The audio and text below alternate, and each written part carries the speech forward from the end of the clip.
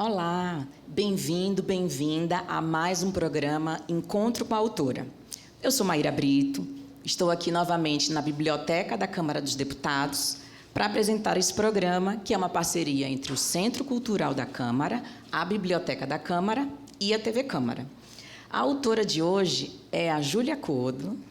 Júlia, obrigada por ter vindo. Eu que agradeço, Maíra e Lara, e olá todo mundo, bom dia. Muito feliz de estar aqui, é a minha primeira vez na Câmara dos Deputados. Seja bem-vinda. Bom dia, gente. Bom dia, Júlia, Maíra. Eu vou ler uma breve biografia da Júlia para a gente poder começar essa conversa. A paulistana Júlia Codo é formada em Letras e pós-graduada em Editoração e Jornalismo Cultural pela Universidade de Roma, La Sapienza. Além de escritora, é também editora, tradutora e roteirista. Em 2019, ela foi uma das autoras selecionadas para integrar a antologia de contos Leia Mulheres, da editora Jandaíra. Em 2021, Júlia lançou seu primeiro livro de contos, Você Não Vai Dizer Nada, pela editora Nós. E agora, em 2025, fez sua estreia no romance, com Caderno de Ossos, uma narrativa em que, a um só tempo, fala dos desaparecidos políticos do passado e das angústias do presente. Hoje, a nossa conversa vai ser principalmente sobre o Caderno de Ossos, então eu vou aproveitar para ler uma sinopse da história, para quem não conhece, passar a conhecer. Num momento de crise pessoal, em meio a um casamento que não vai bem e depois de anos vivendo na Inglaterra, a protagonista desta história retorna a São Paulo. Instalada na casa do avô, que sofre de uma grave doença degenerativa, o que era para ser uma breve temporada transforma-se numa jornada imprevisível quando encontra um caderno escrito por uma tia, Eva.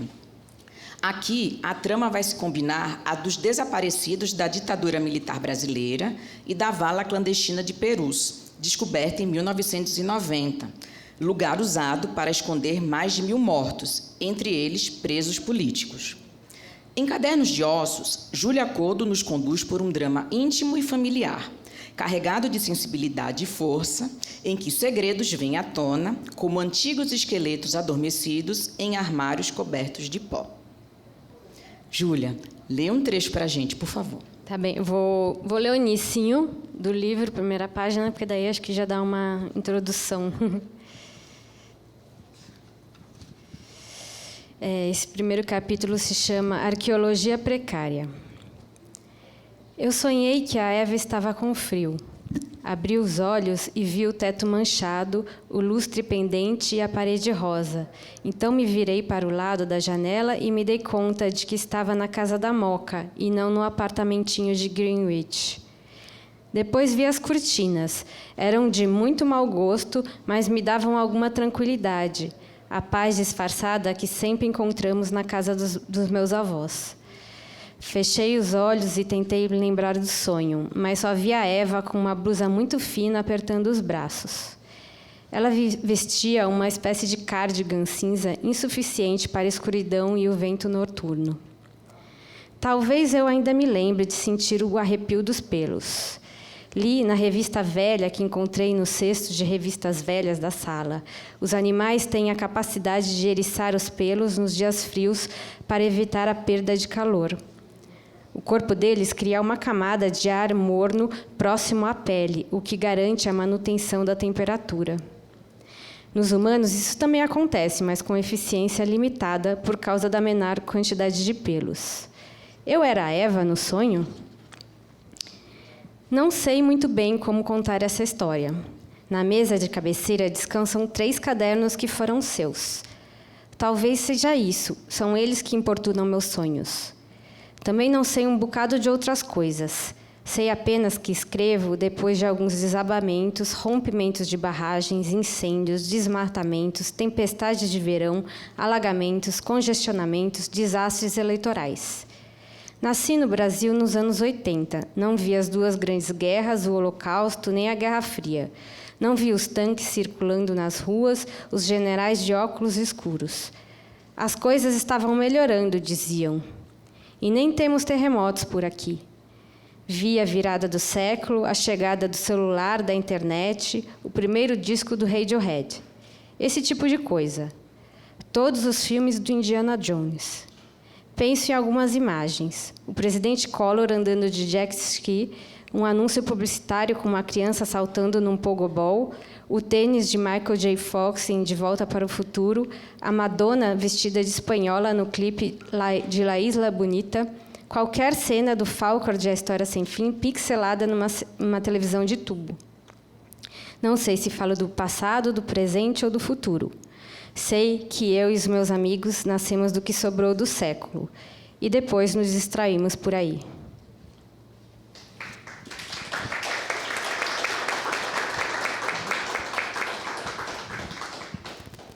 Júlia, nesse trechinho aí que você leu, já tem uma amostra de como você entrelaça no livro o passado, o presente e o futuro.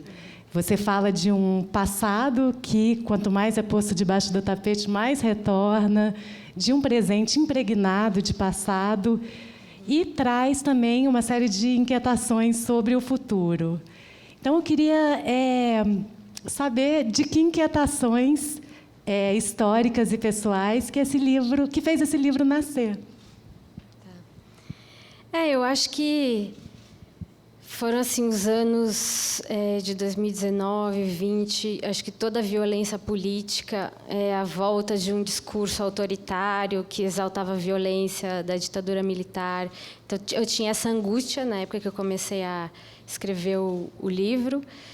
E também tinha muitas memórias assim de infância com a minha família. Ela era uma família que falava muito de política, que tinha um passado ali de militância no movimento estudantil nos anos 70. Então, eu, quando era criança, escutava muitas histórias desse passado recente. A gente estava na redemocratização, mas aí eu ficava escutando, mas fora de casa ninguém falava mais nisso. Realmente parecia que uma coisa que as pessoas estavam jogando para debaixo do tapete, olhando para o futuro. E então eu tinha essas memórias de infância que eu queria trazer também, assim, dessa visão da criança sobre o que está acontecendo, que é uma visão mais nebulosa, assim, que não entende muito bem. Acho que nasceu um pouco daí, assim.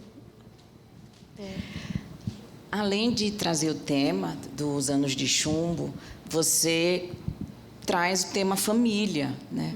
Sim, gerações diferentes que vão lidando com questões. Então, um pai que está talvez descontente com a filha, ou a filha que está descontente com o pai, filha que precisa perdoar o pai em algum momento, essa jovem que talvez não tenha vivido esses conflitos, mas está na família, né, e tem seus próprios conflitos.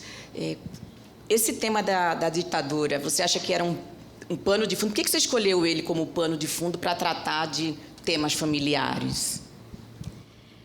Eu não sei exatamente por quê, mas eu acho que eu queria... Isso sempre foi uma coisa que conviveu comigo, e aí eu, nesse momento, eu comecei a pesquisar sobre a Vala de Peruzzi, comecei a ficar muito intrigada, a história é muito interessante, queria falar um pouco sobre isso, e aí comecei a imaginar como seria, né, ser uma dessas famílias que foram, enfim, destroçadas por uma coisa dessa, um desaparecimento.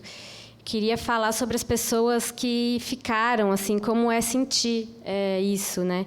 E aí comecei a construir essas personagens. E aí eu acho que tem no livro, realmente eu falo muito das relações, tento trabalhar muito as relações familiares, porque é isso, assim, é uma família que tem uns segredos, que tem tabus ali em relação a essa tia que desapareceu e não se fala muito. Então, eu gosto também da ideia, gostei muito da ideia de uma narradora que ela está narrando uma história que ela não sabe muito bem qual é, né? Então, porque ela tem poucos elementos para contar aquela história. Então, eu achei que esse efeito ia ser muito legal para o livro. Então, que ela vai meio que tentando montar um quebra-cabeça com o que ela tem, para tentar dar um sentido nisso e entender a história da família dela, entender quem ela é, quem é a mãe dela, quem é o avô, quem foi essa mulher que desapareceu. Então, eu acho que isso tudo era rico para a narrativa também. Enquanto ela vai encontrando essas peças, os sentimentos dela em relação ao avô, à mãe, vão mudando também, né? Sim, vão mudando. Acho que e ela vai se surpreendendo, mas assim são todas relações ali truncadas, marcadas por essa história que ficou mal resolvida e foi também dentro da família também foi jogada para debaixo do tapete. Então são todas relações assim truncadas, difíceis, né? Então acho que eu quis trabalhar um pouco isso. E, ao longo da narrativa, conforme ela vai elaborando, descobrindo coisas, parece que ela vai dando algum sentido nisso e vai mudando também, né? Acho que vai melhorando de alguma forma, né? Não sei. Cada um acho que pode interpretar se melhora ou piora. Nesse trechinho também que você leu, você, como a narradora, né, você acho que coincide com a narradora, você é da mesma geração da narradora que você escolheu. Você fala de uma série de coisas marcantes, assim, símbolos dessa geração, Pogobol, Michael J. Fox e tal. E você termina dizendo é uma geração que andou distraída demais. Então, eu queria que você falasse um pouquinho sobre isso, se essa é realmente a sua percepção, você como uma voz da sua geração que surge. Talvez tenha isso, né? Porque acho que a gente tinha essa sensação de que esse passado já acabou, já foi, agora vamos olhar para frente. Acho que tinha um desejo, né, de esquecer geral. E aí a gente... Eu acho que eu cresci com essa sensação de achar inacreditável, escutar as histórias e achar inacreditável, porque tinha acabado de acontecer esse período mais violento, né? E para mim parecia que não tinha acontecido. Então, e aí a gente cresceu um pouco assim, sabendo, mas parecia que não tinha acontecido e achando que a gente estava seguro. Eu acho que esses anos mostraram muito assim que talvez a democracia não estivesse tão segura quanto a gente achava que estava.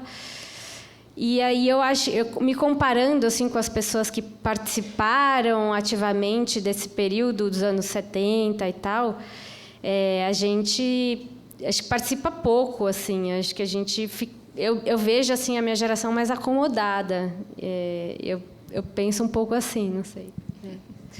Eu quero perguntar um pouco sobre a construção da narrativa.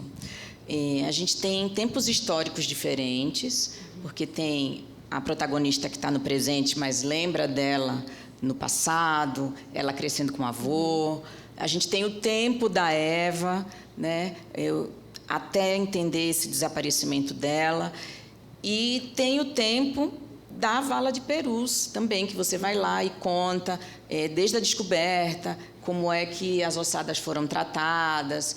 Ao longo do período, os governos vão mudando e a relação, o quanto é que se investe para descobrir o que aconteceu, vai mudando também. Uhum. Como é que você fez essa trama na narrativa? Você escreveu separado, depois combinou? Você já sabia desde o começo que queria trazer essa coisa mais histórica também? Porque ela está destacada, né? Assim, a história de Perus, ela está lá destacada no livro. Uhum. Como é que você experimentou algumas coisas e depois chegou num modelo final, com a ajuda da editora, do editor do livro? Sim. Desde o início eu sabia que eu queria uma narrativa que não fosse totalmente linear e que tivesse... que ela fosse fragmentada mesmo. Eu queria porque eu achei que era uma boa forma de contar essa história assim, que é uma história quebrada e de uma narradora que ela está contando o que ela não sabe, ela não tem elementos para contar aquela história. Então, eu achei que essa forma ia dar conta, né? Só que eu escrevi... Então, no início, ele estava ainda mais fragmentado, só que eu também estava sentindo falta de um pouco... deixar fluir um pouco mais a história, porque senão ia ficar uma coisa quebrada demais. Eu achei que ia ser pior para ler, menos agradável, né? Então, mas eu queria fazer essa coisa do tempo não bagunçado, assim. Como acontece no nosso pensamento mesmo, né? Que, então, a gente está aqui, aí a gente lembra de uma coisa, lembra de uma memória de 1980, depois de outra de 1990, e também aí ela é interrompida por sonhos, por pesquisas que ela faz na internet, coisas que ela fica sabendo sobre a Vala de Perus. Então, eu queria que fosse assim, e que fossem pedacinhos de narrativa que ela fosse montando, que a própria narradora fosse montando como um quebra-cabeça para ela tentar entender uma história que ela mesma não conhece. Então, isso eu já queria, mas eu fui escrevendo assim de um jeito meio caótico, porque eu tinha uma ideia, aí eu escrevi um capítulo que não estava na ordem. E isso deu um trabalhão depois para organizar tudo. Aí depois eu realoquei trechinhos, então, de repente, tinha um trechinho que era um trechinho de memória de infância que estava num capítulo. A hora que eu fui organizar tudo, eu joguei para outro, então eu fui realocando os pedaços também para ficar mais fechadinho, assim. E durante a edição também ele não mudou de lugar nada, mas algumas coisas a gente cortou, diminuiu um pouco, enxugou mais, foi assim. O livro da Júlia, ele trata de uma série de desaparecimentos, né? O desaparecimento da tia Eva, desaparecimento de corpos na ditadura, desaparecimento das pessoas da rua durante a pandemia, o desaparecimento de uma relação, aos poucos, que vai minguando no livro. Poxa, já dando spoiler. O desaparecimento da espécie humana, tem uma série de questionamentos sobre isso. O desaparecimento até da nossa memória no futuro, com tudo digital. E também traz uma série de imagens que são muito marcantes no livro, uma série de imagens de buracos, especialmente, que é o buraco no quintal, a vala dos perus, o buraco no olho da boneca que a personagem encontra. Então, eu queria entender um pouquinho como que é você construir um livro com tantas camadas que se entrelaçam, e se você parte das imagens para depois construir sua narrativa, parte da ideia do desaparecimento do buraco para construir, ou se essas imagens e essas camadas foram surgindo aos poucos. Ai, é difícil, eu nem sei direito, porque é tudo meio caótico, assim, mas eu acho que primeiro tinha algumas ideias, né? Então, por exemplo, a ideia, eu gosto de ficar investigando o sentido da ideia e da palavra até o último, justamente para ter elementos e surgindo assim a criatividade aflorando e surgindo ideias que eu vou anotando, né? Então eu sabia que ia ter a história do desaparecimento, e aí eu comecei a investigar a palavra desaparecimento, todos os níveis de desaparecimento. E aí, então foi um mergulho assim nisso, nos buracos também. Mas a ideia, acho que ela vai surgindo tudo meio junto, assim, sabe? Não tem uma coisa que vem antes. Então, eu acho que vão surgindo as coisas no meu pensamento. Eu anoto, eu falo, poxa, eu sabia que tinha a Vala de Perus, e aí eu falei, tem essa coisa do buraco, de profundidade, você não saber o que tem. Aí eu lembrei que eu queria, por exemplo, a personagem não ter um olho, então ter esse buraco no olho, veio de uma forma inconsciente. Aí depois que eu fiz a relação, falei, olha, o buraco do olho tem relação com o buraco da vala. Aí depois eu li uma matéria sobre um buraco que tinha aberto no quintal de uma família. Aí eu falei, olha isso, tem tudo a ver, vai abrir esse buraco então também, né? Porque tem outro buraco. Aí eu vou construindo a relação. Aí entrou a coisa do buraco negro, que também tem tudo a ver. E porque ela já fazia... Eu já queria falar um pouco dessa coisa mais de espaço, no universo, né, como uma coisa maior, porque tem relação com tudo os elementos, né, o osso tem relação com explosão estelar e elementos da Terra. Eu queria colocar uma coisa assim maior, então eu falei assim, então também tem o buraco negro. Então aí eu vou tendo ideias assim. e vou aprofundando nelas. O livro é muito envolvente, gente. Inclusive nisso que você está trazendo, porque a gente tem uma série de outros temas que estão perpassando também. A protagonista, ela tem esse interesse por astronomia, ou tem um interesse por mitologia, então tem uns personagens, ela vai falar da Cassandra, da Antígona, vai buscando explicações não só no que é noticioso e histórico, mas também em outros temas, em outras possibilidades, né? Quando você pensou a protagonista, então ela ainda não tinha todos esses interesses. Assim, você desenhou essa personagem primeiro, você sabia que queria uma relação de avô e uma neta nascida nos anos 80, e essa mãe que está entre essas gerações, que é psiquiatra, então também traz alguns elementos da saúde mental, de como é que a gente elabora perdas, né? Como é que você construiu essas personagens? Ou elas se construíram, mudaram ao longo da sua escrita?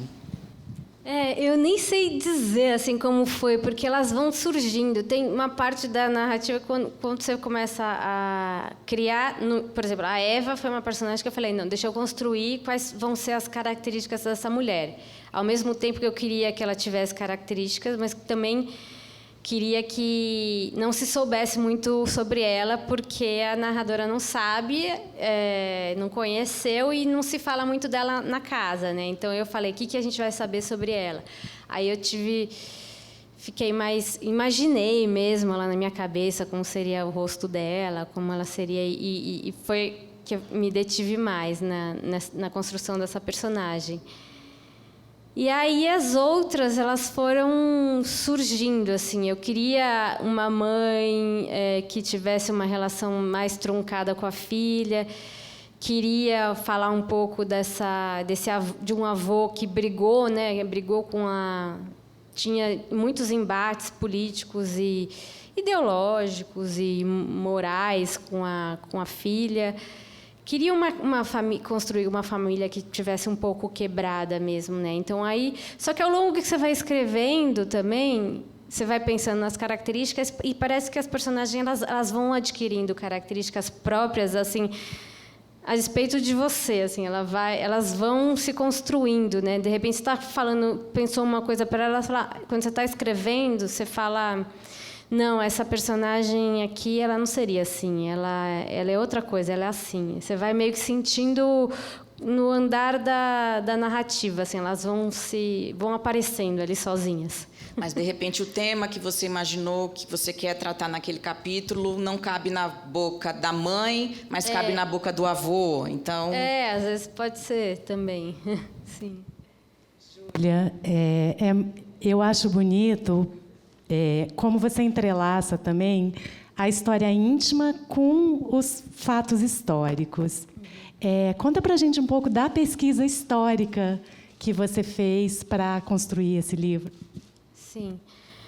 Eu comecei, assim, logo antes de começar o livro, eu tive uma conversa com a Melinha Teles, que é ela é ligada, ela faz parte da comissão de familiares de mortos desaparecidos, e ela conhece muito sobre a história da Vala de Perus, então eu conversei muito com ela, ela me deu muito material, então já comecei assim, conversando com ela. Depois, o filho dela faz parte do CAF, que é o Centro de Antropologia e Arqueologia Forense, ligado à Unifesp, que trabalha com a guarda e o reconhecimento dessas ossadas. Então, eu também conversei com ele me mostrou o centro, que foi muito importante.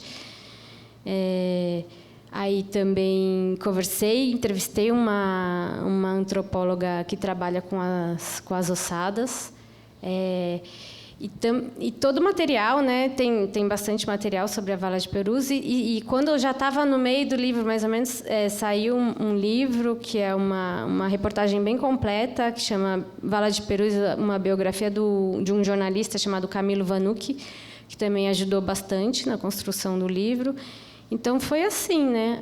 Teve essa parte de pesquisa, só que, ao mesmo tempo, eu tinha que esquecer, você tem que pesquisar, mas você tem que um pouco esquecer umas horas, assim, senão fica um texto que não é literário, né? Que vai ficar muito jornalístico, ensaístico. Então, essa foi uma dificuldade, assim, que eu queria contar um pouco da história da Vala, porque eu sabia que meu leitor ia saber pouco, porque pouca gente conhece a história da Vala de Perus, e eu queria que eles entendessem o efeito de toda aquela história, de todos aqueles anos nas personagens. Então, que eu queria que tivesse, mas também queria deixar a narrativa fluir, né? A ficção fluir, a subjetividade das personagens. Então, também tinha que tomar cuidado para a pesquisa não aparecer tanto, né, no livro.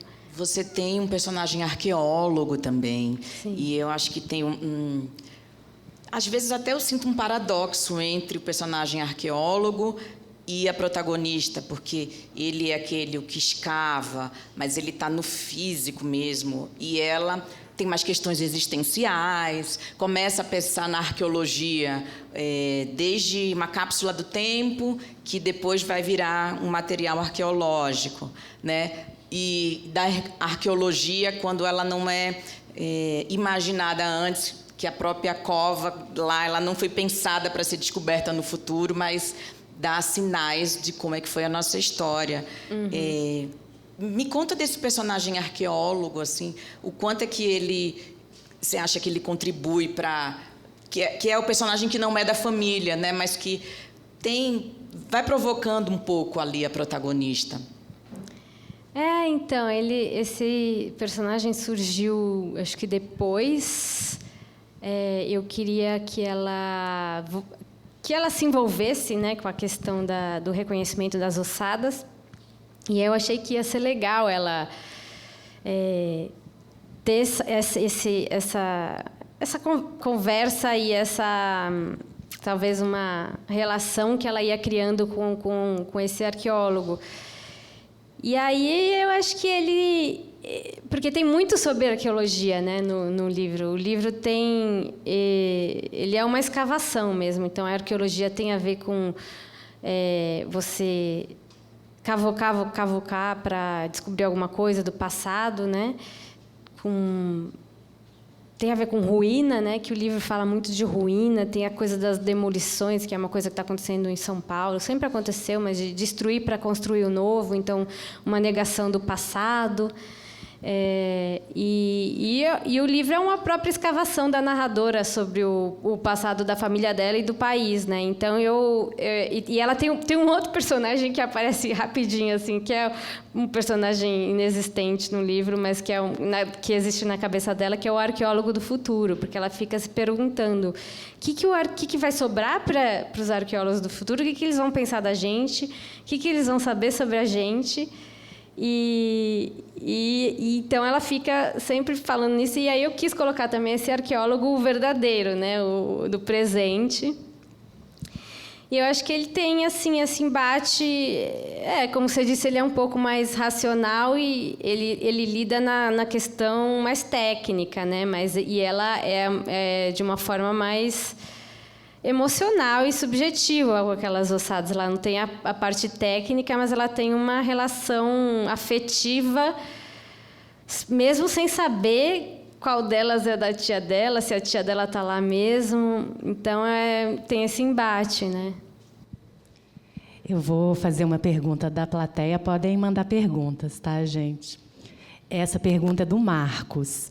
Você tem formação na área de comunicação, portanto, um grande vínculo com a escrita. Sempre se viu como escritora, capaz de produzir livros?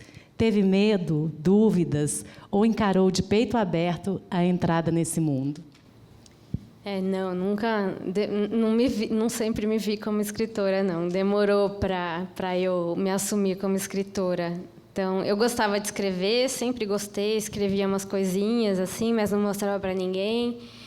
E aí, assim, fiz letras também. E aí, letras, você estuda muitos autores, só que você dá uma distanciada, porque são todos autores muito conhecidos, muito clássicos, muito parece que muito distante de você, né? Então eu achava que teve um momento que eu achei que não era para mim isso, que eu não, quem era eu, né, para me dizer escritora perto desses grandes escritores todos que eu estudava na faculdade. Então, aí teve um momento que eu comecei mais a me aproximar disso e falar, não, eu quero tentar, mas já foi depois dos 30 anos, né? Muito tarde, na verdade. E comecei a fazer oficinas escritas e tal, e aí foi quando eu vi que estava funcionando pelo feedback das pessoas, falando, não, está muito bom, você tem que publicar. Aí, depois que saiu o meu primeiro livro de contos, foi ali que eu acho que comecei a me ver mesmo, me assumir, ter coragem de dizer que eu era escritora. Mas foi um processo, assim, nunca... Apesar de sempre gostar de escrever, me considerar escritora mesmo demorou. Falando, então, da sua carreira... além de escritora, você também é editora, tradutora, roteirista. O que é que veio primeiro, assim, de todas essas possibilidades de escrita, né, também? Ixi, foi meio que como foi levando a vida, né? A precariedade de quem trabalha com livro, com isso no Brasil, assim. Então, eu comecei... Eu estudei jornalismo uma época, aí acabei não terminando, aí comecei a trabalhar com edição de livro, mas livro didático. Então, eu trabalhei muitos anos com livro didático, aí depois saí, comecei a ser freela, comecei a escrever roteiros de vídeo para empresa e educativo, e tradução também fazia. Meio que era um jeito que eu fui também... para pagar as contas, né? E um jeito que, depois de um tempo que eu comecei a querer me dedicar mais à escrita literária, para algo que me possibilitasse escrever também, né? Então, ter um trabalho que quando eu trabalhava em editora, eu trabalhava muitas horas, eu trabalhava assim mais de 40 horas semanais, assim, porque tinha os editais dos livros, né? Então, trabalhava muito e não dava tempo. Então, foi um jeito que eu fui fazendo, assim, de diversificar e ter trabalhos que eu conseguia conciliar com a escrita. Então, por isso que eu vou fazendo todas essas coisinhas para completar o orçamento e, ao mesmo tempo, eu ter tempo de me dedicar à escrita. Vou fazer outra pergunta aqui da plateia, da Luciana, do Centro Cultural. Eu gostaria que você falasse um pouco sobre a escolha da arte da capa do livro, que realmente é muito bonita. Legal. Então, não fui eu que escolhi a imagem, foi a editora, o estúdio que fez. Eles dão 2 opções para a gente, né, escolher. A obra de arte é de um artista chamado Márcio Galan, se eu não me engano, depois a gente olha lá, mas Márcio Galan. E é um artista plástico. E eles escolheram essa imagem e me deram essa opção e mais outra. E aí eu preferi essa. E aí eu acho que assim, ela é bem abstrata, a imagem, e eu acho que deixa assim uma abertura para cada um interpretar, assim, né? A gente não queria uma imagem que fosse óbvia, o editor falou isso comigo, eu concordei, que fosse, sei lá, um osso. A gente queria uma coisa que fosse uma relação mais indireta. E aí eu interpreto um pouco isso aqui. Tem uma coisa de espaço, porque tem bastante de universo no livro, mas tem o vermelho, que para mim parece um pouco um sangue, tem um branco do osso aqui. Só que eu já conversei com outras pessoas que interpretaram, cada um interpreta de um jeito, né? Então fica aberto para cada um ler o livro e ver o que enxerga aqui, né? Tem uma pergunta da Maria Amélia Eloy. Seguinte: Júlia, queria saber de você sobre a divulgação do livro e os caminhos que ele tem percorrido. Você gosta do contato com os leitores? Ainda se surpreende com as diversas leituras? Participa de muitas mesas e clubes de leitura, por exemplo?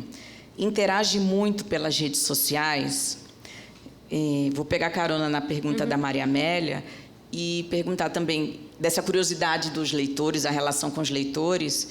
de geração para geração, de repente, pode ter possibilidades diferentes, né? Quem é dos anos 80 e está lendo de uma forma, quem é dos anos 70, 60. Sim, eu adoro o contato com os leitores, assim, é a parte mais gostosa, né? Porque a gente é um trabalho muito solitário e a gente fica anos, né, escrevendo uma coisa que você não tem a menor ideia qual que vai ser o efeito daquilo nas pessoas, se as pessoas vão ver algum sentido naquilo que você está fazendo, né? Então, aí a hora que as pessoas começam a ler e fazer comentários, é a parte mais gostosa. Eu adoro receber comentários. As pessoas normalmente me escrevem no inbox do Instagram quando leem, ou me marcam em alguma coisa. Eu adoro conversar. Tenho participado de alguns grupos de leitura. Sempre que me chamam, eu vou. Eu adoro participar.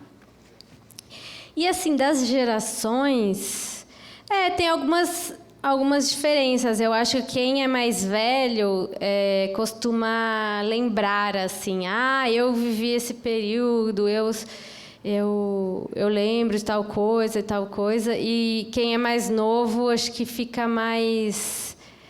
não conhece tanto. Tem gente que conhece muito pouco da história, né? E é outra relação, assim, também. Mas eu gosto muito, assim, de escutar mesmo o que as pessoas acharam, o que elas viram. Tem coisas que leitor pega que a gente não pensou, mas aí a hora que a gente vê o leitor falando isso, vê que faz todo sentido, porque tem coisas que a gente coloca que são inconscientes até. E o leitor pega a coisa e fala, nossa, isso é mesmo, é verdade. Dá um exemplo desse. Ai, eu não lembro. Agora eu não vou lembrar. O que foi, Lara? Ontem você falou uma coisa, Ontem eu falei da questão metalinguística. Isso. Porque tem um momento que a narradora alguns personagens do livro, a mãe, o marido, começam a cobrar ela por ela estar ali num caminho que ela não sabe ainda direito onde vai dar, né? E aí eu perguntei para a Júlia ontem, que ela lançou na livraria Circulares, eu perguntei para a Júlia se isso era uma coisa metalinguística do próprio ofício de ser escritor, né? Que enquanto você está elaborando um livro, todo mundo, se você está dedicada a isso, como você se dedicou há algum tempo para isso, e aí, o que você está fazendo, né? Que não...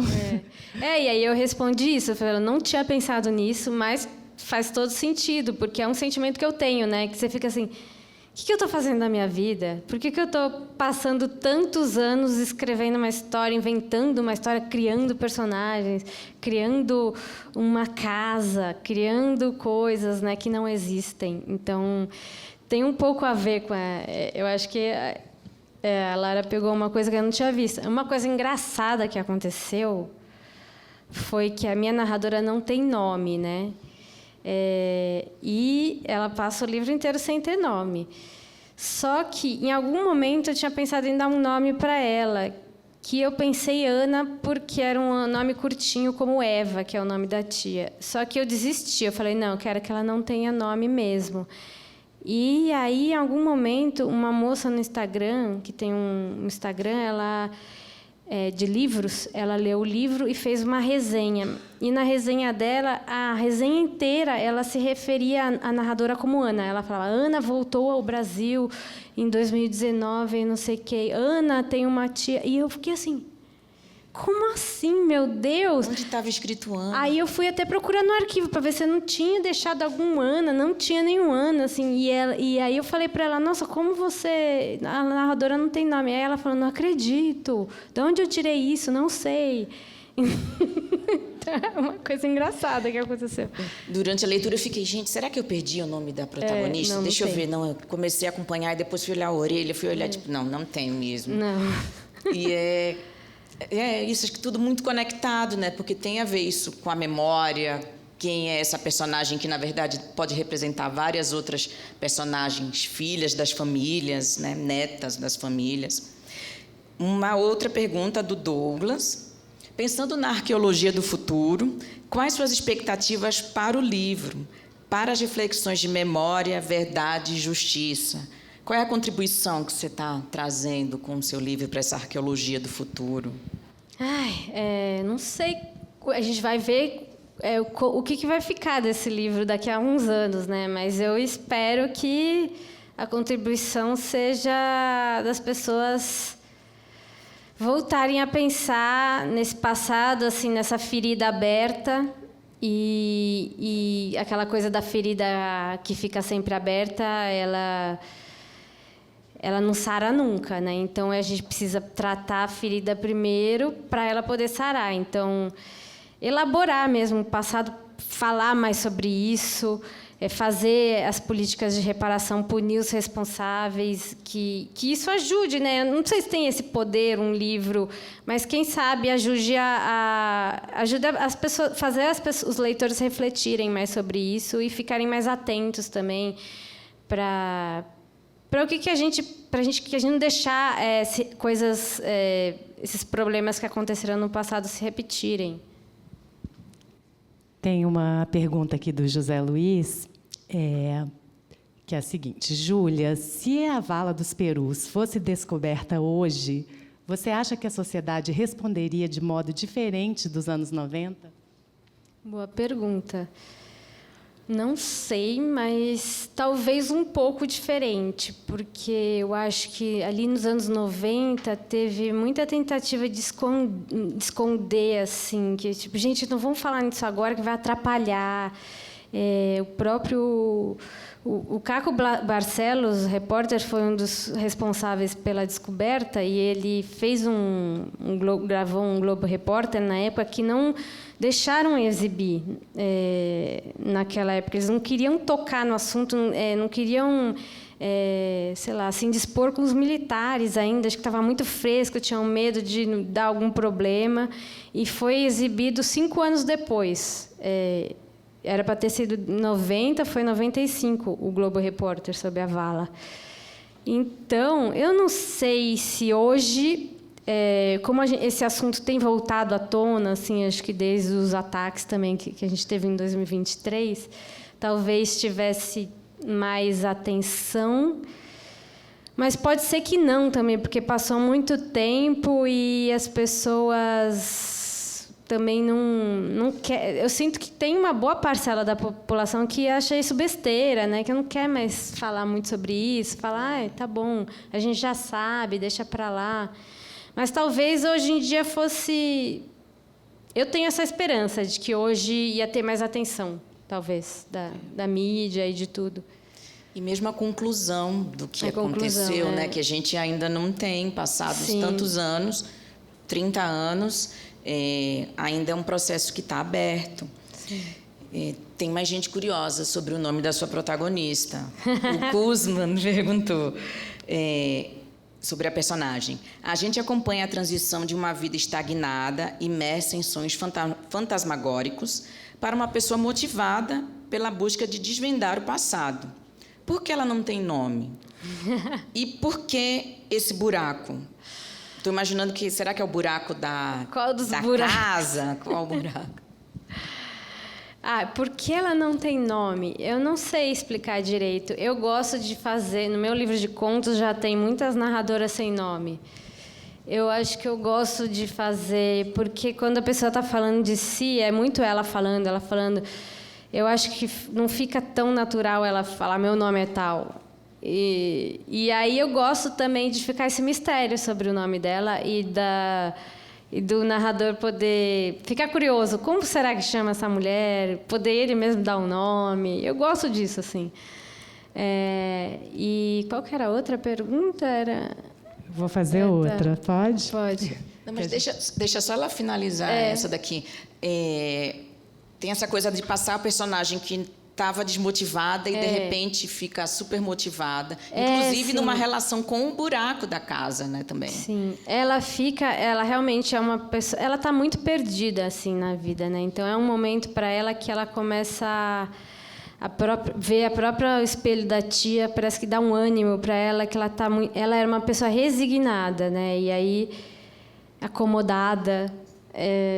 muito perdida, e aí parece que conforme ela vai construindo esse sentido e descobrindo coisas sobre a família dela, parece que ela vai construindo ali alguma coisa que dá um ânimo, que ela começa a se recuperar, assim, se reaver com o que lhe pertence, o próprio país que estava longe dela há muitos anos, a própria família, e aí ela começa a recuperar a autonomia dela, o desejo dela também, né? E o buraco acho que veio disso, a vala de Perus é um buraco, e aí eu comecei a pensar em vários tipos de buraco, né? E aí eu tive essa ideia a personagem já faltava um olho para ela, já tinha um buraco ali no olho, e aí eu tive essa ideia de usar essa ideia do buraco várias vezes, né? E aí li a matéria sobre o buraco da garagem e falei, eu vou botar um buraco na garagem. Foi assim. A Júlia tem esse livro de contos, Você Não Vai Dizer Nada. E o Kuzman quer saber também se foi difícil fazer essa transição do conto para o romance. Foi bem difícil. Porque... isso, eu já vinha há um tempo escrevendo contos, então eu estava muito confortável com a escrita de contos e sentindo que eu dominava. E eu quis fazer uma coisa diferente, né? Eu me joguei para uma coisa que eu nunca tinha feito. E o conto, como eu tenho um jeito de escrever assim que eu não consigo assim sentar todo dia. Tem alguns escritores que escrevem todo dia um pouquinho de manhã. Eu não consigo fazer isso. Eu sou meio desorganizada. Então tem épocas que eu escrevo muito, épocas que eu não escrevo. Então o conto funcionava desse jeito, se adequava melhor a esse estilo de vida, né? Então eu escrevia a história, ficava meio pensando naquela história, obsessiva com a história, terminava e pronto. Aí depois eu passava, ou em outro momento eu ia escrever outro conto. E o romance, como eu interrompia ele muitas vezes, toda vez que eu pegava de volta, eu sentia que eu perdia o fio. Então, foi muito difícil isso. Então, eu reescrevia tudo que eu tinha escrito, achava que estava tudo ruim, eu senti muita falta da continuidade, e tem essa coisa da história que não acaba, né? Então, você fica muitos anos... Meu Deus, não acaba, não acaba, não acaba, e fica atormentando, como se esses personagens ficassem te atormentando. Então, foi isso, assim. Aí teve um momento que eu tive que parar e falar assim, não, vou ter que... Aí foi um momento que eu parei, todos os dias eu escrevi para dar a forma no livro e conseguir terminar, senão eu não ia ter conseguido terminar. Falando, então, sobre os contos, sobre o seu livro de contos, me encanta que tem personagens que são contemplativos.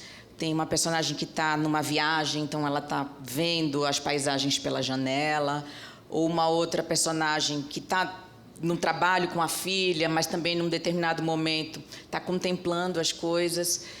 Você acha que a literatura, nesse momento que talvez estejamos muito nas redes, muito digitais, ela pode instigar a gente a voltar a ser contemplativo, a ser mais... a tirar o olho da tela, sabe? A imaginar coisas. Sim, com certeza. Eu acho que a literatura ela faz a gente prestar mais atenção na vida, né? Então, a gente olha as coisas quando está narrando de uma forma mais inaugural, como se você não tivesse... Porque a gente tem um automatismo na vida de naturalizar tudo. Então, a gente passa batido pelas coisas sem prestar atenção.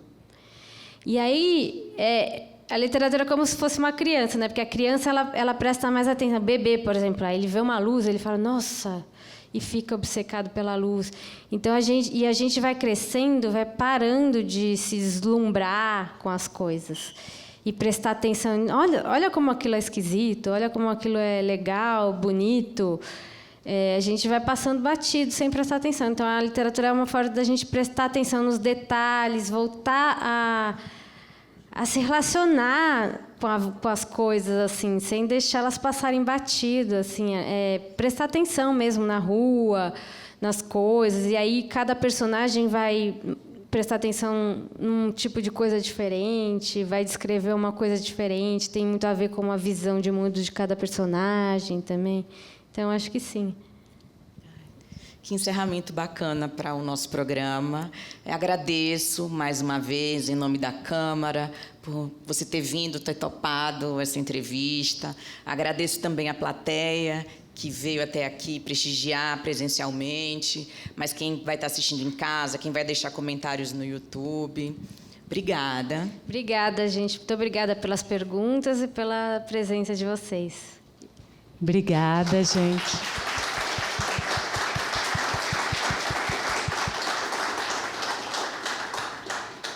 Obrigada, Júlia, pela sua literatura, que me emociona muito desde o seu primeiro livro. Obrigada, gente, pela audiência, pela participação. Até mais.